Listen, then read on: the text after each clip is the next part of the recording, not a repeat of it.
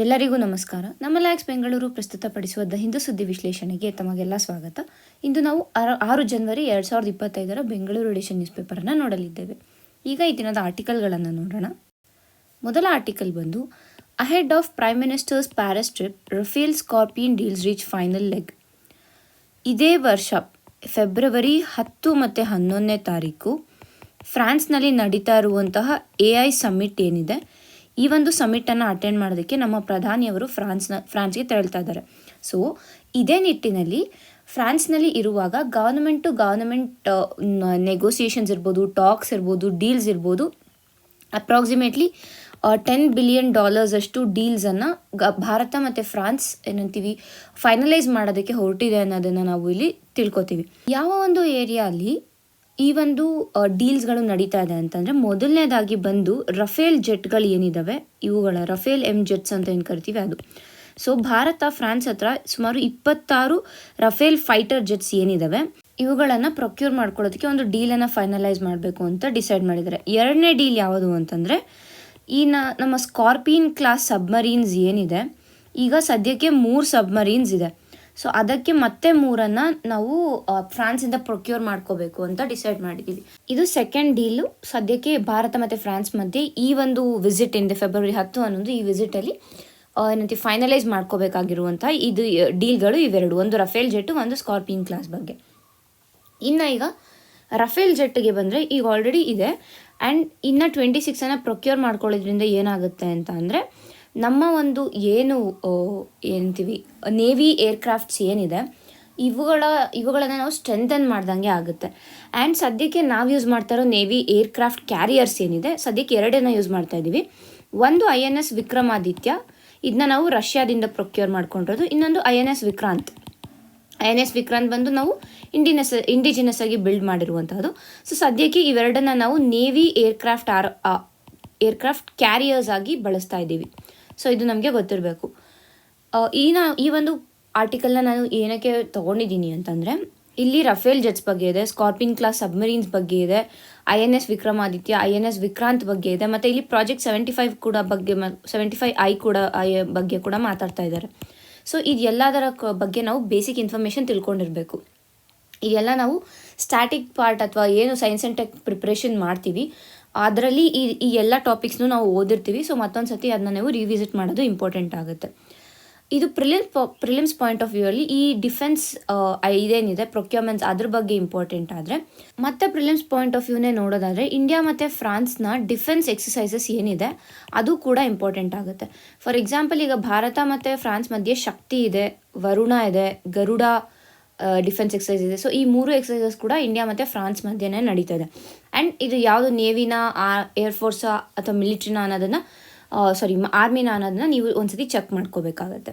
So ಇದಿಷ್ಟು prelims point of view ಅಲ್ಲಿ important. ಆದರೆ ಮೇನ್ಸ್ ಪರ್ಸ್ಪೆಕ್ಟಿವ್ ನಾವು ಬಂದಾಗ ಯಾವ ರೀತಿಯಾಗಿ ಭಾರತ ಮತ್ತು ಫ್ರಾನ್ಸ್ ರಿಲೇಷನ್ಸ್ ಎಸ್ಟಾಬ್ಲಿಷ್ ಆಗಿದೆ ಅಂದರೆ, ಲೈಕ್ ಫ್ರಮ್ ಬಿಗಿನಿಂಗ್ ಯಾವ ರೀತಿಯಾಗಿ ಭಾರತ ಮತ್ತು ಫ್ರಾನ್ಸ್ನ ಸಂಬಂಧಗಳು ಏರ್ಪಟ್ಟಿದೆ ಅನ್ನೋದನ್ನು ಕೇಳ್ಬೋದು. ಇಲ್ಲ ಅಂತಂದರೆ ಈ ಒಂದು ಡಿಫೆನ್ಸ್ ಏನಿದೆ ಡೀಲ್ ಏನಿದೆ ಇದೇನಾದರೂ ಫೈನಲೈಸ್ ಆಯಿತು ಅಂದರೆ, with respect to defence Bharat ಮತ್ತು ಫ್ರಾನ್ಸ್ನ ಯಾವ ರೀತಿಯಾದ ಒಂದು ಹೊಂದಾಣಿಕೆ ಇದೆ ಅನ್ನೋದನ್ನು ಕೂಡ ನಾವು ಮೇನ್ಸ್ ಕ್ವೆಶನ್ ನಾವು ಎಕ್ಸ್ಪೆಕ್ಟ್ ಮಾಡ್ಬೋದಾಗುತ್ತೆ. ಸೊ ಹಾಗಾಗಿ ನಾವು ಇವತ್ತು ಈ ಒಂದು ಆರ್ಟಿಕಲ್ನ ನೋಡಿದ್ದೀವಿ. ಮುಂದಿನ ಆರ್ಟಿಕಲ್ ನೋಡೋಣ. Quarantine animals with bird flu symptoms, centre tell states after tiger leopard deaths. ಮಹಾರಾಷ್ಟ್ರದಲ್ಲಿ ಏನಾಗಿದೆ ಅಂತಂದರೆ, ಈ avian influenza which is H5N1. ಈ H5N1 ಬಂದು ಕೆಲವು ಟೈಗರ್ಗಳು ಮತ್ತು ಲೆಪರ್ಡ್ಗಳು ಏನಿರ್ತವೆ, ಚಿರತೆ ಮತ್ತು ಹುಲಿಗಳು ಸಾವನ್ನಪ್ಪಿದ್ದಾವೆ. ಸೊ ಈ ಒಂದು ನಿಟ್ಟಿನಲ್ಲಿ ಸೆಂಟರ್ ಏನು ಹೇಳಿದೆ ಅಂದರೆ, ಬೇರೆ ರಾಜ್ಯಗಳಲ್ಲೂ ಕೂಡ ಟೈಗರ್ಸ್ ಇರ್ಬೋದು, ಲೆಪರ್ಡ್ಸ್ ಇರ್ಬೋದು, ಅಂದರೆ ಈ ರೀತಿಯಾದ ಫೀಲಿನ್ ಸ್ಪೀಶೀಸ್ ಏನಿರುತ್ತೆ ಆ ಒಂದು ಸ್ಪೀಶೀಸನ್ನು ಸೆಗ್ರಿಗೇಟ್ ಮಾಡಿ, so that animal to human transmission ಇರ್ಬೋದು, ಇಲ್ಲ ಆ್ಯನಿಮಲ್ ಟು ಆ್ಯನಿಮಲ್ ಟ್ರಾನ್ಸ್ಮಿಷನ್ನ ನಾವು ತಡಿಬೋದು ಅನ್ನೋ ಒಂದು ನಿಟ್ಟಿನಲ್ಲಿ ಈ ಒಂದು ಆರ್ಡರನ್ನು ಸೆಂಟರ್ ಸ್ಟೇಟ್ಸ್ಗಳಿಗೆ ಕೊಟ್ಟಿದೆ. ಏವಿಯನ್ ಇನ್ಫ್ಲೂಯೆನ್ಸಾ ಅಂದರೆ ನಮಗೇನು ಗೊತ್ತಿತ್ತು, ಇಷ್ಟು ದಿನ ಯೂಶಲ್ ಆಗಿ ಇದು ಬರ್ಡ್ಸ್ಗಳಿಗೆ ಬರ್ತಾ ಇತ್ತು ಅಂತ ಗೊತ್ತಿತ್ತು. ಅಂದರೆ ಯೂಶಲ್ ಆಗಿ ಕೋಳಿಗಳಿಗೆ ಇರ್ಬೋದು, ಇಲ್ಲ ಬೇರೆ ರೀತಿಯಾದ ಬರ್ಡ್ಸ್ ಏನಿತ್ತು ಅದಕ್ಕೆ ಬರ್ತಾಯಿತ್ತು. ಬಟ್ ಈಗ ಇಲ್ಲಿ ಬಂದಿರೋದು ಟೈಗರ್ ಮತ್ತು ಲೆಪರ್ಡ್ ಏವಿಯನ್ ಇನ್ಫ್ಲೂಯೆನ್ಸಾಯಿಂದ ಸಾವನ್ನಪ್ಪಿರೋ ಕಾರಣ ಈ ಏವಿಯನ್ ಇನ್ಫ್ಲೂಯೆನ್ಸಾ ಏನಿದೆ ಇದು ಸ್ಪೀಶೀಸ್ ಬ್ಯಾರಿಯರ್ನ ದಾಟಿದೆ ಅನ್ನೋದು ನಮಗೆ ಗೊತ್ತಿರಬೇಕು. ಅಂದರೆ ಇಲ್ಲಿ ಏನು ಅಂತಂದರೆ ಆ ಏವಿಯನ್ ಇನ್ಫ್ಲೂಯೆನ್ಸಾನ ಕಾಸ್ ಮಾಡ್ತಾ ಇರುವಂತಹ ವೈರಸ್ ಏನಿದೆ ಅದು ಮ್ಯೂಟೇಟ್ ಆಗಿರುತ್ತೆ. ಅಂದರೆ ಅದು ತನ್ನ ಒಂದು ಜೆನೆಟಿಕ್ ಫಾರ್ಮೇಷನನ್ನು ಚೇಂಜ್ ಮಾಡ್ಕೊಂಡಿರುತ್ತೆ, ಸೊ ದಟ್ ಅದು ಬೇರೆ ಸ್ಪೀಶೀಸ್ಗೂ ಕೂಡ ಅಡಾಪ್ಟ್ ಆಗ್ಬೋದು ಅನ್ನೋ ಒಂದು ನಿಟ್ಟಿನಲ್ಲಿ. ಈ ಒಂದು ಆರ್ಟಿಕಲ್ನ ಏನಕ್ಕೆ ನೋಡಿದ್ವಿ ಅಂದರೆ ಇಲ್ಲಿ H5N1 ನ್ಯೂಸಲ್ಲಿರೋದ್ರಿಂದ ನಾವು ಈ ಒಂದು ಆರ್ಟಿಕಲ್ನ ನೋಡಿದ್ವಿ. ನಾವು ಬೇಸಿಕ್ಸ್ ಅಂದರೆ ಇವಾಗ ಏನು ಹೆಲ್ತ್ ರಿಲೇಟೆಡ್ ಟಾಪಿಕ್ ಏನು ಓದ್ತಾ ಇರ್ತೀವಿ ಅಲ್ಲಿ H5N1 ಓದಿರ್ತೀವಿ. ಸೊ ಅದರ ಕುರಿತಾಗಿ ಮತ್ತಷ್ಟು ಹೆಚ್ಚಿನದಾಗಿ ಮಾಹಿತಿಯನ್ನು ನೀವು ಕಲೆಕ್ಟ್ ಮಾಡ್ಕೋಬೇಕಾಗತ್ತೆ. ಮುಂದಿನ ಆರ್ಟಿಕಲ್ ನೋಡೋಣ. No secret affair, deliberations on draft digital personal data protection rules must be open. ನಮಗೆಲ್ಲ ತಿಳಿದಿರೋ ಹಾಗೇನೆ 2017 ನಡೆದಂತಹ KS ಪುಟ್ಟಸ್ವಾಮಿ ಕೇಸ್ ಏನಿದೆ, ಈ ಕೇಸ್ ಬಂದು right to privacy is a fundamental right ಅಂತ ಡಿಕ್ಲೇರ್ ಮಾಡಿದ್ದು ಅಲ್ವಾ. ಸೊ ಈ right to privacy is a fundamental right ಅಂತ ಅಂದಿರೋ ಕಾರಣದಿಂದ ಇಲ್ಲಿ ಏನಾಗಿದೆ, ಸೆಂಟರ್ ಏನು ಮಾಡ್ತು ಅಂತಂದರೆ ಈ digital personal data protection act ಏನಿದೆ, ಈ ಒಂದು ಆ್ಯಕ್ಟ್ ಅಥವಾ ರೂಲ್ಸ್ ಏನಿದೆ ಈ ರೂಲ್ಸನ್ನು ಡ್ರಾಫ್ಟ್ ಮಾಡೋದಕ್ಕೆ ಸ್ಟಾರ್ಟ್ ಮಾಡ್ತು. ಆದರೆ ಈ ರೂಲ್ಸಲ್ಲಿ ಏನಿದೆ ಅಂತ ನೋಡೋಣ. ಸೊ ಮೊದಲಿಗೆ ಇದು ಏನು ಮಾತಾಡುತ್ತೆ ಅಂತಂದರೆ ಯಾಕೆ ನಾವು ಡೇಟಾ ಕಲೆಕ್ಷನನ್ನು ಮಾಡ್ತಾ ಇದ್ದೀವಿ ಅನ್ನೋದನ್ನ ಯೂಸರ್ಗೆ ಕಮ್ಯುನಿಕೇಟ್ ಮಾಡಬೇಕು ಅಂತ ಕೂಡ ಇಲ್ಲಿ ಈ ಒಂದು ರೂಲ್ಸಲ್ಲಿ ಹೇಳ್ತಾ ಇದ್ದಾರೆ. ಮತ್ತು ಎರಡನೇದಾಗಿ ಏನು ಹೇಳುತ್ತೆ ಅಂದರೆ ಈ ಚಿಲ್ಡ್ರನ್ಸ್ ಡೇಟಾ ಏನಿರುತ್ತೆ that should be safe online ಅಂತ. ಅಂದರೆ it should be safe guarded ಆನ್ಲೈನಲ್ಲಿ ಏನಾದ್ರು ಮಕ್ಕಳ ಡೇಟಾ ಇತ್ತು ಅಂದರೆ ಅದನ್ನ ಯಾವ ರೀತಿಯಾಗಿ ಸೇಫ್ ಗಾರ್ಡ್ ಮಾಡಬೇಕು ಅನ್ನೋದ್ರ ಬಗ್ಗೆ ಇರ್ಬೋದು. ಇಲ್ಲ ಅಂತಂದರೆ data protection board of India ಅನ್ನೋ ಒಂದು ಏನಂತೀವಿ ಒಂದು ಇನ್ಸ್ಟಿಟ್ಯೂಷನನ್ನು ಎಸ್ಟಾಬ್ಲಿಷ್ ಮಾಡಬೇಕು ಅಂತ ಕೂಡ ಈ ರೂಲ್ಸ್ ಹೇಳುತ್ತೆ. ಮತ್ತು ಇದರ ಜೊತೆಗೆ ಏನು ಹೇಳುತ್ತೆ ಅಂತಂದರೆ ಒಂದು ಸ್ಟ್ಯಾಂಡರ್ಡ್ಸನ್ನು ಸೆಟ್ ಮಾಡಬೇಕು, ಸೊ ದಟ್ ಗವರ್ನಮೆಂಟ್ ಏಜೆನ್ಸೀಸ್ ಏನಾದರೂ ಈ ರೀತಿಯಾದ ಡೇಟಾನ ಹ್ಯಾಂಡಲ್ ಮಾಡ್ತಾ ಇದೆ ಅಂದರೆ ಯಾವ ರೀತಿಯಾಗಿ ಅದನ್ನ ಹ್ಯಾಂಡಲ್ ಮಾಡಬೇಕು ಅನ್ನೋದಕ್ಕೆ ಒಂದು ಸ್ಟ್ಯಾಂಡರ್ಡ್ಸನ್ನು ಸೆಟ್ ಮಾಡಬೇಕು, ಸೊ ದ್ಯಾಟ್ ಅದು ಪರ್ಸನಲ್ ಅಥವಾ ಇಂಡಿವಿಜುವಲ್ ಪ್ರೈವಸಿಯನ್ನು ಹಾಳು ಮಾಡಲ್ಲ ಅಂತ. ಬಿಕಾಸ್ ಈ ಗವರ್ನಮೆಂಟ್ ಅಂತ ಬಂದ ತಕ್ಷಣ government can do what ever ಅಂತ ನಾವು ಹೇಳೋದಕ್ಕಾಗಲ್ಲ.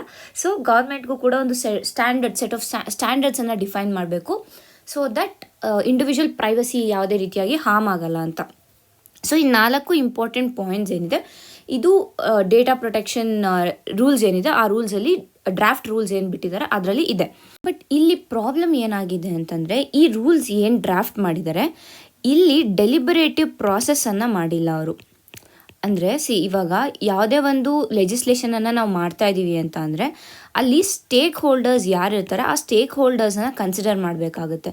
So in this case stake holders ಯಾರು ಬರ್ತಾರೆ, ಪ್ರೈವೇಟ್ ಸಿಟಿಸನ್ಸ್ ಇರ್ತಾರೆ, ಇಲ್ಲ ಅಂತಂದರೆ ಆರ್ಗನೈಸೇಷನ್ಸ್ ಅಥವಾ ಇನ್ಸ್ಟಿಟ್ಯೂಷನ್ಸ್ ಏನಿರುತ್ತೆ ದಟ್ ಇಸ್ ಇಂಡಸ್ಟ್ರಿ ಇರ್ಬೋದು, ಇಂಡಸ್ಟ್ರಿ ಇನ್ಸ್ಟಿಟ್ಯೂಷನ್ಸ್ ಏನಿರ್ತಾರೆ ಈ ಸ್ಟೇಕ್ ಹೋಲ್ಡರ್ಸ್ ಏನಿರ್ತಾರೆ ಇವ್ರನ್ನೆಲ್ಲ ಇನ್ವಾಲ್ವ್ ಮಾಡಬೇಕಿತ್ತು. ಈ ಒಂದು ಡ್ರಾಫ್ಟ್ ಮಾಡುವಾಗ ರೂಲ್ಸ್ನ ಡ್ರಾಫ್ಟ್ ಮಾಡುವಾಗ ಬೇರೆ ಬೇರೆ ಸ್ಟೇಕ್ ಹೋಲ್ಡರ್ಸ್ನ ಇನ್ವಾಲ್ವ್ ಮಾಡಬೇಕಿತ್ತು. ಬಟ್ ಸೆಂಟರ್ ಅದನ್ನು ಮಾಡ್ದಿರ ಸೀಕ್ರೆಸಿಯಲ್ಲಿ ಈ ಒಂದು ಏನಂತೀವಿ ಈ ರೂಲ್ಸನ್ನು ಸೀಕ್ರೆಸಿಯಲ್ಲಿ ಫ್ರೇಮ್ ಮಾಡಿದೆ ಆ್ಯಂಡ್ ಹಾಗೇನೇ ಅದನ್ನ ಪಾಸ್ ಮಾಡೋಕ್ಕೆ ಕೂಡ ಹೊರಟಿದೆ, ವಿಚ್ ಇಸ್ ನಾಟ್ ಗುಡ್ ಅಥವಾ ನಾಟ್ ಕರೆಕ್ಟ್ ಅಂತ ಹೇಳ್ಬೋದು. ಯಾಕೆಂತಂದರೆ ಸೀಕ್ರೆಸಿ ಅಂತ ಬಂದಾಗ ಇಲ್ಲಿ ಭಾರತದ ಡೆಮೋಕ್ರಸಿ ಏನಿದೆ, ಪ್ರಜಾಪ್ರಭುತ್ವ ಏನಿದೆ ಇದು ಇಲ್ಲಿ ಕ್ವೆಶನ್ ಆಗುತ್ತೆ. ಯಾಕೆಂದರೆ ಡೆಮೋಕ್ರಸಿ ಅಂತಂದಾಗ it is by the people, of the people and for the people and ಅಲ್ಲಿ ಜನನೇ ಇನ್ಕ್ಲೂಡ್ ಮಾಡಿಲ್ಲ. ಇಲ್ಲಿ ಈ ಪೀಪಲ್ ಏನಾದ್ರು ಸಿಟಿಸನ್ಸ್ ಏನಿದ್ದಾರೆ ಅವ್ರನ್ನೇ ಲೆಜಿಸ್ಲೇಷನಲ್ಲಿ ಇನ್ಕ್ಲೂಡ್ ಮಾಡಿಲ್ಲ ಅಂತಂದರೆ ಇಲ್ಲಿ ಸೀಕ್ರೆಸಿ ಎಸ್ಟಾಬ್ಲಿಷ್ ಆಗ್ತದೆ. ಯಾವಾಗ ಸೀಕ್ರೆಸಿ ಇರುತ್ತೆ ಅಲ್ಲಿ ಹಲವಾರು ಪ್ರಾಬ್ಲಮ್ಗಳು ಬರುತ್ತೆ. ಒಂದು ಗೌರ್ಮೆಂಟ್ ರನ್ ಆಗ್ತಾ ಇದೆ ಅಂತಂದರೆ it should be transparent and accountable both. So ಯಾವಾಗ ಸೀಕ್ರೆಸಿ ಅಲ್ಲಿ ಬರುತ್ತೆ that means there are some loopholes in the system ಅನ್ನೋದನ್ನು ನಾವು ಅರ್ಥ ಮಾಡ್ಕೋಬೇಕಾಗುತ್ತೆ. ಆ್ಯಂಡ್ ಈ ಆರ್ಟಿಕಲ್ನಲ್ಲಿ ಏನು ಹೇಳಕ್ಕೆ ಹೊರಟಿದ್ದಾರೆ ಅಂತಂದರೆ ಫಸ್ಟ್ ಪ್ರಾಬ್ಲಮ್ ಸೀಕ್ರೆಸಿ ಇದೆ. ಸೆಂಟರ್ ಏನು ಸೀಕ್ರೆಸಿಯನ್ನು ಮೇಂಟೈನ್ ಮಾಡೋಕ್ಕೆ ಟ್ರೈ ಮಾಡ್ತಾ ಇದೆ with respect to this rules that is not correct ಅಂತ. ಸೆಕೆಂಡ್ ಇಸ್ ಸ್ಟೇಕ್ ಹೋಲ್ಡರ್ಸ್, ಎಲ್ಲ ಸ್ಟೇಕ್ ಹೋಲ್ಡರ್ಸ್ನು ಕನ್ಸಿಡರ್ ಮಾಡಬೇಕು ವೈಲ್ ಲೆಜಿಸ್ಲೇಷನ್ ಅಂತ ಹೇಳ್ತಾ ಇದ್ದಾರೆ. ಮತ್ತು ಥರ್ಡ್ ಏನು ಹೇಳ್ತಾ ಇದ್ದಾರೆ ಅಂತಂದರೆ ಈ ಒಂದು ಸ್ಟೇಕ್ ಹೋಲ್ಡರ್ಸ್ ಏನಿದ್ದಾರೆ ಇವರು ಇವರ ಕನ್ಸಲ್ಟೇಷನ್ ಮಾಡಿದಾಗ ಏನಾಗುತ್ತೆ ಅಂತಂದರೆ ಎವ್ರಿಥಿಂಗ್ ವಿಲ್ ಬಿ ಲೈಕ್ ಏನಂತೀವಿ it will go in proper way ಅಂತ ಹೇಳ್ಬೋದು. ಯಾಕೆ ಅಂತಂದರೆ ಡಿಫ್ರೆಂಟ್ ಸ್ಟೇಕ್ ಹೋಲ್ಡರ್ಸನ್ನು ನಾವು ಕನ್ಸಿಡರ್ ಮಾಡಿದಾಗ ಅವರ ಪ್ರಾಬ್ಲಮ್ಸ್ ಇರ್ಬೋದು ಮತ್ತು ಯಾವ ರೀತಿಯಾಗಿ ಇನ್ನೋವೇಟಿವ್ ಸೊಲ್ಯೂಷನ್ಸನ್ನು ತರ್ಬೋದು ಅನ್ನೋದು ಎಲ್ಲ ಕೂಡ ಗೌರ್ಮೆಂಟ್ಗೆ ತಿಳಿಯುತ್ತೆ. ಸೊ ಹಾಗಾಗಿ ಡೆಲಿಬರೇಟಿವ್ ಕನ್ಸಲ್ಟೇಷನ್ಸ್ ಏನಿದೆ, ಸೊ ದಟ್ ಡಿಫ್ರೆಂಟ್ ವ್ಯೂ ಪಾಯಿಂಟ್ಸನ್ನು ನಾವು ಆ ರೂಲ್ಸ್ಗೆ ಅಡಾಪ್ಟ್ ಮಾಡ್ಕೋಬೋದು ಅನ್ನೋ ಒಂದು ನಿಟ್ಟಿನಲ್ಲಿ ಸ್ಟೇಕ್ ಹೋಲ್ಡರ್ಸ್ ಅಪ್ರೋಚನ್ನು ಇಲ್ಲಿ ಏನಂತೀವಿ ಸಜೆಸ್ಟ್ ಮಾಡ್ತಾ ಇದ್ದಾರೆ. ಆ್ಯಂಡ್ ಮೂರನೇದಾಗಿ ಏನು ಹೇಳ್ತಾ ಇದ್ದಾರೆ ಅಂತಂದರೆ, ವಾಟ್ ಎವರ್ ರೂಲ್ಸ್ ಈಗ ಸದ್ಯಕ್ಕೆ ಡ್ರಾಫ್ಟ್ ಮಾಡಿದ್ದಾರೆ, ಆ ಡ್ರಾಫ್ಟ್ ರೂಲ್ಸನ್ನೇ ಈ ಸ್ಟೇಕ್ ಹೋಲ್ಡರ್ಸ್ಗೆ ತೋರಿಸ್ಬೋದು. And at the same time government ಏನು ಮಾಡಬೇಕು ಅಂತಂದರೆ, it should aim to minimise the data collection. ಎಲ್ಲೆಲ್ಲಿ ಪಾಸಿಬಲ್ ಇದೆ ಅಲ್ಲೆಲ್ಲ ಡೇಟಾ ಕಲೆಕ್ಷನನ್ನು ರೆಡ್ಯೂಸ್ ಮಾಡೋದಕ್ಕೆ ಟ್ರೈ ಮಾಡಬೇಕು ಒಂದು ಕಡೆ, ಮತ್ತು ಡಿಸ್ಕ್ಲೋಜರ್ಸನ್ನು ಪ್ರಮೋಟ್ ಮಾಡಬೇಕು. ಮತ್ತು ಇವಾಗ ಏನಾದರೂ ಯೂಸರ್ ಡೇಟಾನ ಪ್ರೊಟೆಕ್ಟ್ ಮಾಡೋದಕ್ಕೆ ನೆಗ್ಲಿಜೆಂಟ್ ಆಗಿದ್ದರೆ ಆ ಒಂದು ಕಂಪ್ನಿಗಳಿರ್ಬೋದು, ಆ ಒಂದು ಇನ್ಸ್ಟಿಟ್ಯೂಷನ್ ಆರ್ಗನೈಸೇಷನ್ ಏನಿರ್ತವೆ ಅವ್ರನ್ನ ಪೀನಲೈಸ್ ಮಾಡಬೇಕು, ಅವ್ರಿಗೆ ಪೆನಾಲ್ಟೀಸನ್ನು ಹಾಕಬೇಕು. ಬಿಕಾಸ್ ಅವರ ಒಂದು ಯೂಸರ್ ಡೇಟಾನ ಅವರು ಸೇಫ್ ಗಾರ್ಡ್ ಮಾಡೋಕ್ಕಾಗ್ತಾ ಇಲ್ಲ ಅಂತ. ಮತ್ತು ಏನು ಈ ಸರ್ವೆಲೆನ್ಸ್ ಪ್ರಾಕ್ಟೀಸಸ್ ಇರ್ತವೆ ಅವನ್ನ ಅವಾಯ್ಡ್ ಮಾಡಬೇಕು. ಸೊ ಈ ಎಲ್ಲನೂ ಈ ಒಂದು ರೂಲ್ಸಲ್ಲಿ ಇನ್ಕ್ಲೂಡ್ ಮಾಡಬೇಕು ಅಂತ ಇಲ್ಲಿ ಸಜೆಸ್ಟ್ ಮಾಡ್ತಾ ಇದ್ದಾರೆ. ಇಲ್ಲ ಅಂತಂದರೆ ಏನಾಗುತ್ತೆ, ಗವರ್ನಮೆಂಟ್ ಮೇಲಿರುವಂತಹ ಟ್ರಸ್ಟ್, ಕಾನ್ಫಿಡೆನ್ಸ್ ಏನಿದೆ ಜನರಲ್ಲಿ ಅದು ಹಾಳಾಗುತ್ತೆ. And it is very harmful for democracy ಅಂತ ಇಲ್ಲಿ ಹೇಳ್ತಾ ಇದ್ದಾರೆ. ಮುಂದಿನ ಆರ್ಟಿಕಲ್ ನೋಡೋಣ. India needs to prioritise preventive care. ಭಾರತದಲ್ಲಿ ನಾನ್ ಕಮ್ಯುನಿಕೇಬಲ್ ಡಿಸೀಸಸ್ ಏನಿದೆ ಇದು ಇನ್ಕ್ರೀಸ್ ಆಗ್ತಾನೆ ಇದೆ. ನಾನ್ ಕಮ್ಯುನಿಕೇಬಲ್ ಡಿಸೀಸಸ್ ಅಂದರೆ ಯಾವುದು? ಡಯಾಬಿಟೀಸ್ ಇರ್ಬೋದು, ಹಾರ್ಟ್ ಪ್ರಾಬ್ಲಮ್ಸ್ ಇರ್ಬೋದು, ಇಲ್ಲ ಕ್ಯಾನ್ಸರ್, ಈ ರೀತಿಯಾದ ಏನು ಡಿಸೀಸಸ್ ಇದೆ, ಇಲ್ಲ ಸ್ಟ್ರೋಕ್, ಇವೆಲ್ಲನೂ ನಾವು ನಾನ್ ಕಮ್ಯುನಿಕೇಬಲ್ ಡಿಸೀಸಸ್ ಅಂತ ಕರಿತೀವಿ. ಯಾಕೆ ಇವು ನಾನ್ ಕಮ್ಯುನಿಕೇಬಲ್ ಡಿಸೀಸಸ್ ಅಂದರೆ, ಇವು ಪರ್ಸನ್ ಟು ಪರ್ಸನ್ ಥ್ರೂ ಏನಂತೀವಿ ಡೈರೆಕ್ಟ್ ಕಮ್ಯುನಿಕೇಷನಿಂದ ಆಗಲಿ, ಅಂದರೆ ಏನಾದ್ರು ಇವಾಗ ಅವ್ರನ್ನ ಟಚ್ ಮಾಡೋದ್ರಿಂದ ಇರ್ಬೋದು, ಇಲ್ಲ ಸೆಕ್ರೀಷನ್ಸಿಂದ ಇರ್ಬೋದು, ಸಲೈವಾ ಇಲ್ಲ ಮ್ಯೂಕಸ್ ಇದರ ಒಂದು ಇದರಿಂದ ಇರ್ಬೋದು, ಟ್ರಾನ್ಸ್ಮಿಟ್ ಆಗಲ್ಲ. ಸೊ ಹಾಗಾಗಿ ಇವುಗಳನ್ನ ನಾವು ನಾನ್ ಕಮ್ಯುನಿಕೇಬಲ್ ಡಿಸೀಸಸ್ ಅಂತ ಕರಿತೀವಿ. ಸೊ ಈ ನಾನ್ ಕಮ್ಯುನಿಕೇಬಲ್ ಡಿಸೀಸಸ್ ಏನಿದೆ, ನಮ್ಮ ನ್ಯಾಷನಲ್ ಫ್ಯಾಮಿಲಿ ಹೆಲ್ತ್ ಸರ್ವೆ ಏನು ನಡೀತು ರೀಸೆಂಟಾಗಿ 5th ಸರ್ವೆ, ಇದೇನು ಹೇಳುತ್ತೆ ಅಂತಂದರೆ, ಇನ್ 2022 ಅಲ್ಲಿ ಸುಮಾರು 65% ಆಫ್ ಆಲ್ ಡೆತ್ಸ್ ಏನಾಯಿತು, it was because of NCDs ಅಂತ ಡೇಟಾ ಕೊಟ್ಟಿದೆ. ಸೊ ಈ ಡೇಟಾ ನಮಗೆ ಮೇನ್ಸಲ್ಲಿ ಇಂಪಾರ್ಟೆಂಟ್ ಆಗುತ್ತೆ ಆನ್ಸರ್ ರೈಟಿಂಗಲ್ಲಿ ಯೂಸ್ ಮಾಡೋದಕ್ಕೆ, ಸೊ ದಟ್ ನಮ್ಮ ಆನ್ಸರ್ಸ್ ಎನ್ರಿಚ್ ಆಗುತ್ತೆ ಅಂತ.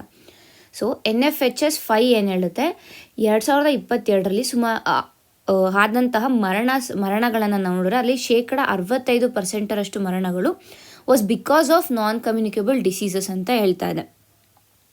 ಆ್ಯಂಡ್ ಆಲ್ಸೋ ಬೇರೆ ಡೇಟಾ ಕೂಡ NFHS 5 ಕೊಡುತ್ತೆ. ಯಾವ ರೀತಿಯಾದ ಡೇಟಾ ಕೊಡುತ್ತೆ ಅಂದರೆ, 1 in 4 ಅಡಲ್ಟ್ ಮೆನ್, 4ರಲ್ಲಿ ಒಬ್ಬ ಗಂಡಸಿಗೆ ಹೈಪರ್ ಟೆನ್ಷನ್ ಇರುತ್ತೆ, ವಿಚ್ ಇಸ್ ನಮ್ಮ ನಾರ್ಮಲ್ ಲ್ಯಾಂಗ್ವೇಜಲ್ಲಿ ಇದನ್ನ ನಾವು BP ಅಂತ ಕರಿತೀವಿ. And 1 in 8 people are diabetic. So ಡಯಾಬಿಟೀಸ್ದ ಇನ್ಸಿಡೆನ್ಸು ಕೂಡ ನಾವು ನೋಡ್ಬೋದು, ಹೈಪರ್ ಟೆನ್ಷನ್ನ ಇನ್ಸಿಡೆನ್ಸು ಕೂಡ ನೋಡ್ಬೋದು. ಸೊ ಇದರ ಜೊತೆಗೆ ಕ್ಯಾನ್ಸರ್ ಇರ್ಬೋದು, ಅಂದರೆ ಈಗ ಬ್ರೆಸ್ಟ್ ಕ್ಯಾನ್ಸರ್ ಇರ್ಬೋದು, ಸರ್ವೈಕಲ್ ಕ್ಯಾನ್ಸರ್ ಇರ್ಬೋದು, ಇಲ್ಲ ಅಂತಂದರೆ ಲಂಗ್ ಕ್ಯಾನ್ಸರ್ ಇರ್ಬೋದು, ಇವೆಲ್ಲ ಕೂಡ ಇನ್ಕ್ರೀಸ್ ಆಗ್ತಾ ಇದೆ. ಸೊ ಈಗ ನಮ್ಮ ಭಾರತಕ್ಕೆ ಏನು ಬೇಕಾಗಿದೆ ಅಂತಂದರೆ, it is not reactive treatment ಅಲ್ಲ ನಮಗೆ ಬೇಕಾಗಿರೋದು, instead we need preventive health care ಅಂತ ಇಲ್ಲಿ ಹೇಳ್ತಾ ಇದ್ದಾರೆ. ನಾವು ರೋಗ ಬಂದ ಮೇಲೆ ಟ್ಯಾಬ್ಲೆಟ್ಸ್ ತೊಗೊಂಡು ಗುಣ ಮಾಡ್ಕೊಳ್ಳೋದಕ್ಕಿಂತಲೂ ರೋಗ ಬರದೇ ಇರೋ ರೀತಿಯಾಗಿ ತಡೆಯೋದೇನೆ ಬೆಸ್ಟ್ ಅಲ್ವಾ. ಸೊ ಹಾಗಾಗಿ preventive health care becomes important ಅಂತ ಇಲ್ಲಿ ಹೇಳ್ತಾ ಇದ್ದಾರೆ. ಏನಾಗಿದೆ ಅಂದರೆ, ಇವಾಗ ನಾವು ರಾಷ್ಟ್ರೀಯ ಬಜೆಟನ್ನು ನೋಡಿದ್ರೆ, 2024 ಬಜೆಟನ್ನು ನೋಡಿದ್ರೆ approximately it was 87.5 crores, 5 crore rupeesನ್ನು ಹೆಲ್ತ್ ಸೆಕ್ಟರ್ಗೆ ಅಂತ ಇಟ್ಟಿದ್ದು. And it is almost 13% increase when compared to previous year. But still ಈ ಒಂದು ಹೆಲ್ತ್ಗೆ ಕೊಡ್ತಾ ಇರುವಂತಹ ಪೋರ್ಷನ್ ಏನಿದೆ, it is very mere, approximately 1.2% of GDP ಅಷ್ಟೇನೆ ನಾವು ಹೆಲ್ತ್ ಸೆಕ್ಟರಲ್ಲಿ ಅಲೋಕೇಟ್ ಮಾಡ್ತಾ ಇರೋದು. ಇಷ್ಟು ಕಡಿಮೆ ಅಮೌಂಟನ್ನು ನಾವು ಹೆಲ್ತ್ಗೆ ಇಡ್ತಾ ಇದ್ದೀವಿ ಅಂತಂದರೆ ನಾವು ಅಸ್ಯೂಮ್ ಮಾಡ್ಕೋಬೋದು, ಇದರಿಂದ ಏನಾಗುತ್ತೆ ಅಂತಂದರೆ ಜನರು ಹೆಚ್ಚಿನದಾಗಿ ಹೆಲ್ತ್ಗಾಗಿ ಅವರ ಒಂದು ಪಾಕೆಟಿಂದ ಖರ್ಚು ಮಾಡಬೇಕಾಗುತ್ತೆ. So out of packet expenditure ಏನಿದೆ ವಿತ್ ರೆಸ್ಪೆಕ್ಟ್ ಟು ಹೆಲ್ತ್ ಇದು ಇನ್ಕ್ರೀಸ್ ಆಗುತ್ತೆ. ಸೊ ಯಾವಾಗ ಈ out of packet expenditure increase ಆಗುತ್ತೆ, ಜನ ಅವಾಗ ಏನು ಮಾಡ್ತಾರೆ, ಸೊ ಆ ಸ್ಕ್ರೀನಿಂಗ್ ಇರ್ಬೋದು, ಡಯಾಗ್ನೋಸಿಸ್ ಇರ್ಬೋದು, ಟ್ರೀಟ್ಮೆಂಟ್ ಇರ್ಬೋದು, ಇವುಗಳಿಗೆ ಹೋಗೋದೇ ಇಲ್ಲ. ಒಂದು ಕಡೆ ಹೋಗೋದೇ ಇಲ್ಲ, ಮತ್ತೊಂದು ಕಡೆ ಹೋದರೂ ಕೂಡ ಅವ್ರು ಮತ್ತೆ ಆ ಡೆಟ್ ಟ್ರ್ಯಾಪಲ್ಲಿ ಬೀಳ್ತಾರೆ. ಯಾಕೆ ಅಂತಂದರೆ, ಇವಾಗ ಅವ್ರ ಹತ್ರ ಕಾಸಿಲ್ಲ ಅಂತಾರೆ, they'll go take a loan and go for treatment. ಅಲ್ಲಿ ಅವರು ಕ್ಯೂರ್ ಆದರೆ ಓಕೆ, ಕ್ಯೂರ್ ಆಗಿಲ್ಲ ಅಂದರೆ ಅದು ಕೂಡ ಪ್ರಾಬ್ಲಮ್ ಆಗುತ್ತೆ. ಮತ್ತು ಇಲ್ಲಿ ಇನ್ನೊಂದು ಕಡೆ ಲೋನ್ಸನ್ನು ತೀರಿಸ್ಬೇಕಾಗ್ತಾ ಇರುತ್ತೆ. And out of packet expenditure ಒಂದು ಕಡೆ ಆದರೆ ಹೆಲ್ತ್ ಇದರಿಂದ, ಮತ್ತೊಂದು ಕಡೆ ಅವರ ಪ್ರೊಡಕ್ಟಿವಿಟಿ ಏನಿರುತ್ತೆ, ಡೈಲಿ ಪ್ರೊಡಕ್ಟಿವಿಟಿ ರೆಡ್ಯೂಸ್ ಆಗುತ್ತೆ. ಸೊ ಡೈಲಿ ಪ್ರೊಡಕ್ಟಿವಿಟಿ ರೆಡ್ಯೂಸ್ ಆಯಿತು ಅಂದರೆ ಅವರ ಇನ್ಕಮ್ ಕೂಡ ರೆಡ್ಯೂಸ್ ಆಗುತ್ತೆ. ಸೊ ಎಲ್ಲ ಎಕನಾಮಿಕಲಿ ಹೆಲ್ತಿಂದ ನಮ್ಮ ಒಂದು ಎಕನಾಮಿ ಏನಿದೆ ಅದು ಕೂಡ ಡಿಟಿರಿಯೋರೇಟ್ ಆಗೋದನ್ನ ನಾವು ನೋಡ್ಬೋದಾಗುತ್ತೆ.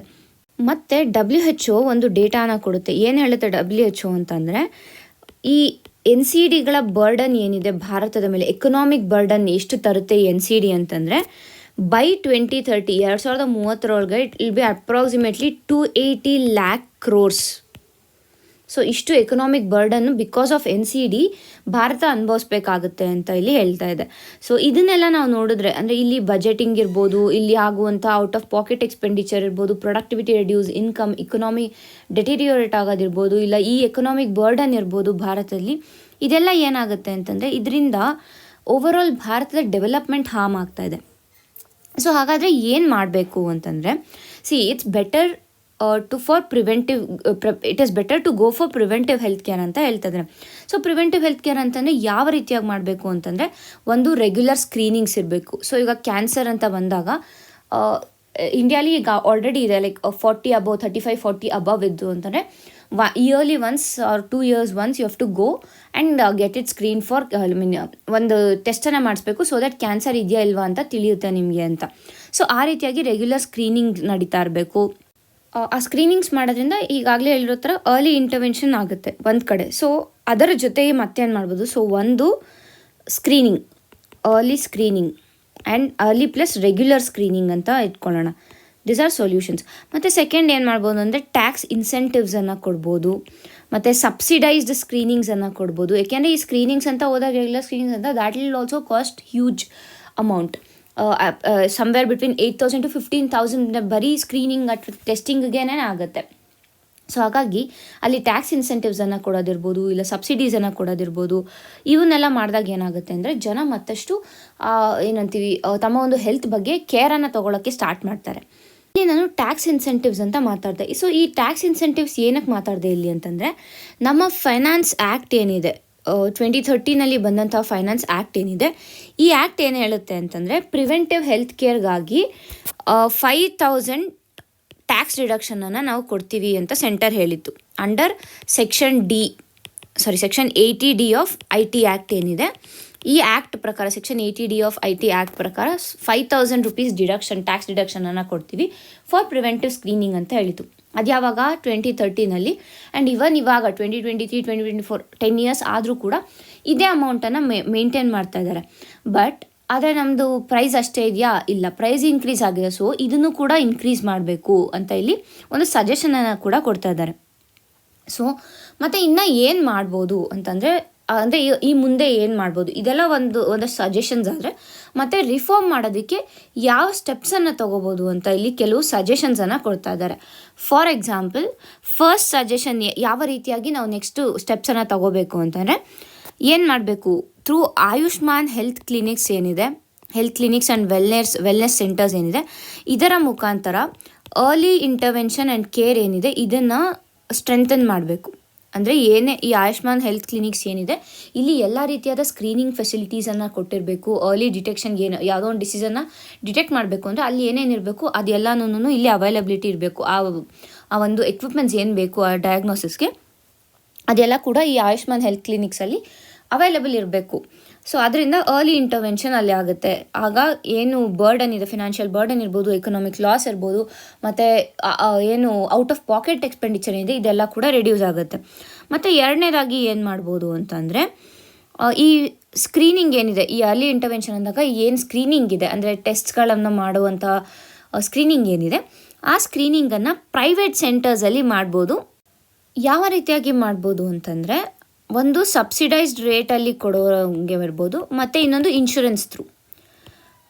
ಏನಂದರೆ ಇವಾಗ ಸ್ಕ್ರೀನಿಂಗು ಕೂಡ ಇನ್ಶೂರೆನ್ಸಲ್ಲಿ ಕ್ಲೇಮ್ ಆಗೋ ಥರ, ಮತ್ತು ಸಬ್ಸಿಡೈಸ್ಡ್ ಪ್ರೈಸಸ್ ಕೊಡೋ ಮುಖಾಂತರ ಈ ರೀತಿಯಾಗಿ ಮಾಡ್ಬೋದು. ಯಾಕೆಂದರೆ ಈಗ ನಾನು ಹೇಳ್ದಂಗೆ 40 to 60 years ಏನಿದ್ದಾರೆ, ಸೊ ಆಫ್ಟರ್ 40 years ಈ ಮ್ಯಾಮೋಗ್ರಾಮ್ ಏನಿರುತ್ತೆ, ಬ್ರೆಸ್ಟ್ ಕ್ಯಾನ್ಸರ್ನ ಸ್ಕ್ರೀನ್ ಮಾಡೋದಕ್ಕೆ ಮ್ಯಾಮೋಗ್ರಾಮ್ ಅಂತ ಏನು ಮಾಡ್ತಾರೆ, that should be regularly done. ಅಂದರೆ ಆ್ಯನ್ಯುವಲಿ ಒನ್ಸ್ ಇನ್ 2 years ಇರ್ಬೋದು, ಇಲ್ಲ ಆ್ಯನ್ಯುವಲಿ ಇರ್ಬೋದು, ಈ ರೀತಿಯಾಗಿ ಮಾಡ್ಕೊಂಡು ಹೋಗಬೇಕಾಗುತ್ತೆ.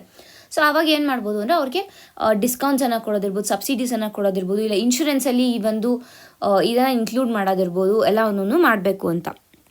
ಮತ್ತು ಫೈನಲ್ ಆಗಿ ಏನು ಮಾಡಬೇಕು ಅಂದರೆ increase the tax deduction limits ಅಂತ. ಇಲ್ಲಿ ಏನು ನಾನು 5,000 ಹೇಳಿದೆ, ಆ ಟ್ಯಾಕ್ಸ್ ಡಿಡಕ್ಷನ್ ಲಿಮಿಟನ್ನು ಮತ್ತಷ್ಟು ಇನ್ಕ್ರೀಸ್ ಮಾಡಿ, so that out of packet expenditure ಕಡಿಮೆ ಆಗುತ್ತೆ. It will help reduce financial burden both on centre both on government and people ಅಂತ ಇಲ್ಲಿ ಸಜೆಸ್ಟ್ ಮಾಡ್ತಾ ಇದ್ದಾರೆ. ಸೊ ನಮಗೆಲ್ಲ ಗೊತ್ತಿರೋ ಹಾಗೆ ಭಾರತ ಏಜಿಂಗ್ ಪಾಪ್ಯುಲೇಷನ್ ಕಡೆಗೆ ಹೋಗ್ತಾ ಇದೆ. ಸೊ ಏಜಿಂಗ್ ಪಾಪ್ಯುಲೇಷನ್ ಅಂತ ಅಂದಾಗ ನಮ್ಮ ಹೆಲ್ತ್ ಕೇರ್ ಏನಿದೆ it should be very good. ಯಾಕೆಂತಂದರೆ ಆಫ್ಟರ್ ಸರ್ಟನ್ ಪೀರಿಯಡ್ ಬರೀ ಏಜ್ಡ್ ಪಾಪ್ಯುಲೇಷನ್ ಇದ್ದಾರೆ ಅಂದರೆ ಅವ್ರಿಗೆ ಬೇಕಾಗಿರುವಂತಹ ಇನ್ಶೂರೆನ್ಸ್ ಪಾಲಿಸೀಸ್ ಇರ್ಬೋದು, ಅವ್ರಿಗೆ ಬೇಕಾಗಿರುವಂಥ ವೆಲ್ ಕೇರ್ ಇರ್ಬೋದು, ಎಲ್ಲನೂ ನಾವು ಗೌರ್ಮೆಂಟ್ ಪ್ರೊವೈಡ್ ಮಾಡಬೇಕಾಗುತ್ತೆ. So preventive health care is better for such ಏನಂತೀವಿ ಡೆಮೋಗ್ರಫಿಕ್ ಟ್ರಾನ್ಸಿಷನ್ ಆಗ್ತಾ ಇರೋ ಕಾರಣ ನಮಗೆ ಪ್ರಿವೆಂಟಿವ್ ಕೇರ್ ಹೆಲ್ಪ್ ಆಗುತ್ತೆ ಅನ್ನೋದು ಈ ಒಂದು ಆರ್ಟಿಕಲ್ನ ಸಾರಾಂಶ. ಇಷ್ಟು ಇದರದ ಆರ್ಟಿಕಲ್ಗಳಾಗಿವೆ. ಧನ್ಯವಾದಗಳು.